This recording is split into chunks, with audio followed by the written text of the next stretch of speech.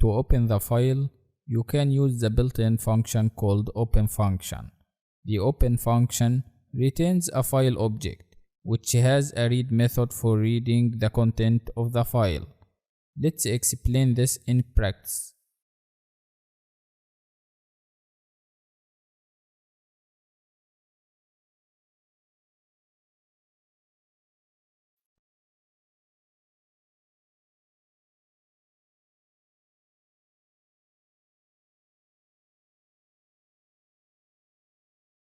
Here we have the first function called open.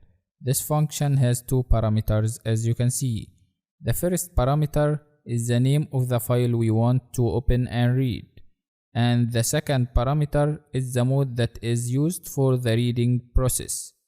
And then we used a function called read, and this function is used to read the file, and we use it here with a variable that is equal to the open function. And you can see the result that this program gave us. The whole file called demo.txt has been read. So what can be done if we want to read certain parts of a file?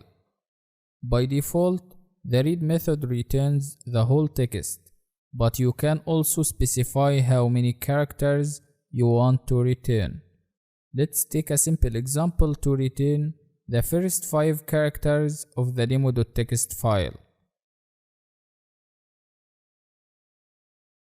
There is also a very important function that we use to read files.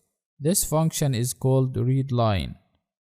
You can return one line by using the readLine method. You can also use it multiple times to get lines from a file, each function for printing one line, exactly as follows.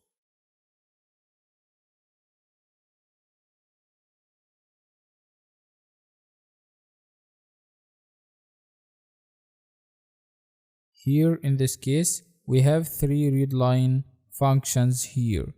The first readLine function in this case is to read the first line from the demo.txt file. The second readLine function here is used to read the second line from the demo.txt file, and so on.